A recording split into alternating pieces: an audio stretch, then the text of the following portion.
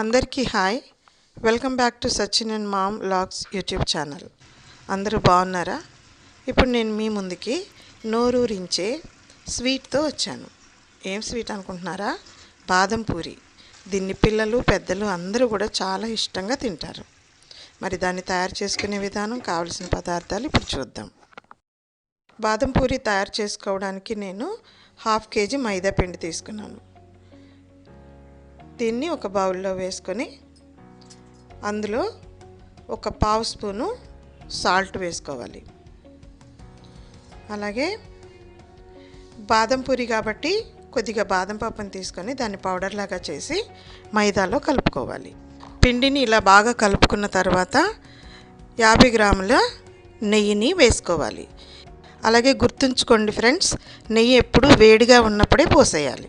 అలా పోయడం వల్ల ఏమవుతుందంటే మనకి బాదం పూరి క్రిస్పీగా ఉంటుంది, టేస్టీగా కూడా ఉంటుంది.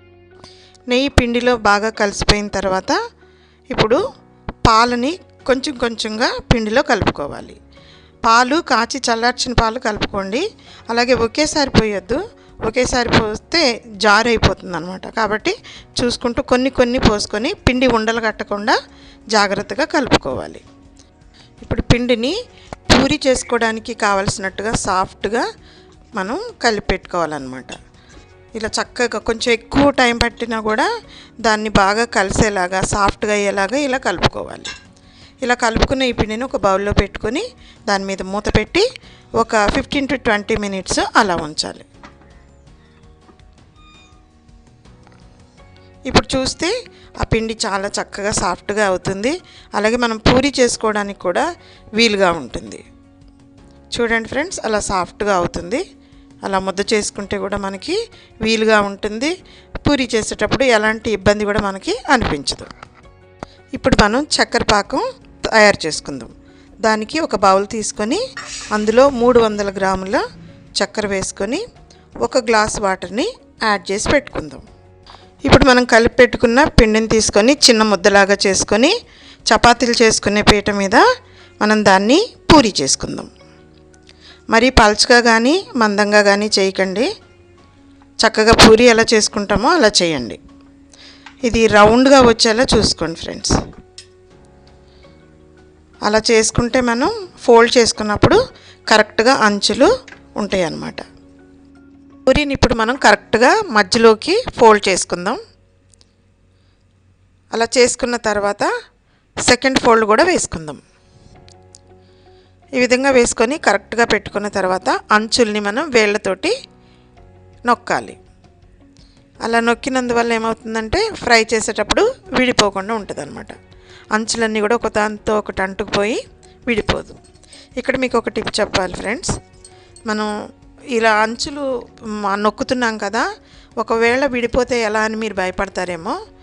అలా మీకు అనిపిస్తే ఇలా ఫస్ట్ ఫోల్డ్ వేసిన తర్వాత కొంచెం వాటర్ని తీసుకొని ఇలా వేలు ముంచి దాన్ని అక్కడక్కడ ఆ వాటర్ని అద్ది సెకండ్ ఫోల్డ్ వేస్తే ఆ తడికి కూడా గట్టిగా అతుక్కుంటాయి. ఇంకా అప్పుడు మీకు ఎలాంటి భయం కూడా ఉండదు. ఇప్పుడు 3/4 పిండి పూరీలు చేయడం అయిపోయింది. మనం ఎప్పుడైనా కూడా పిండి అంతా ఒకేసారి ఉండలు చేసుకొని పెట్టుకోవద్దు. కొద్ది కొద్దిగా 5 అలా చేసుకొని అవి అయిపోయాక మళ్ళీ చేసుకోవాలి.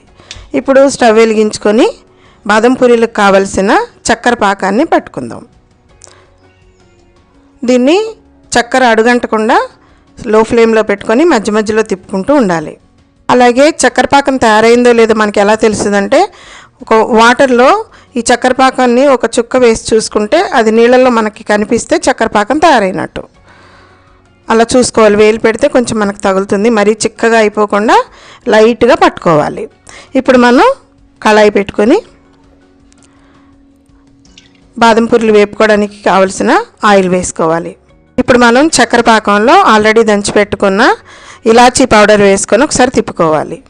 ఇలా తిప్పుకున్న తర్వాత స్టవ్ని సిమ్లో పెట్టేసుకోవాలి. స్టవ్ బంద్ చేయొద్దండి, సిమ్లోనే ఉంచాలి చక్కెర పాకాన్ని. అలాగే ఆయిల్ వేడెక్కింది. రెడీ పెట్టుకున్న బాదం పూరీలు అందులో వేసుకొని బ్రౌన్ కలర్ వచ్చే వరకు, గోల్డెన్ బ్రౌన్ వచ్చే వరకు మనం వేయించుకోవాలి. ఈలోగా మాట మంచి కోపం మాటల్లో మాత్రమే ఉండాలి. ప్రేమ మాటల్లో కాదు, మనసులో ఉండాలి. ఆ ప్రేమ చేతల్లో చూపించాలి. ఇప్పుడు పూరీలు వేగిపోయినాయి. వీటిని పక్కనే సిమ్లో ఉన్న చక్కెర పాకంలో వేసుకుందాం. సిమ్లో ఎందుకు పెట్టాలో మీకు ఇప్పుడు అర్థమై ఉంటుంది. అలా సిమ్లో ఉంచిన దాంట్లో పూరీలు వేడివేడి వేస్తే అట్లా పొంగుతాయి అన్నమాట. దాన్ని మనం గంటతో తీసేసుకొని ప్లేట్లో వేసుకోవచ్చు. ఇలా వేయటం వల్ల దానికి చక్కెర పాకం ఎక్కువ పట్టకుండా ఎంత పట్టాలో అంతే పడుతుంది. ఫ్రెండ్స్, ఇప్పుడు బాదం పూరీలు తయారు చేసుకోవడం అయిపోయింది.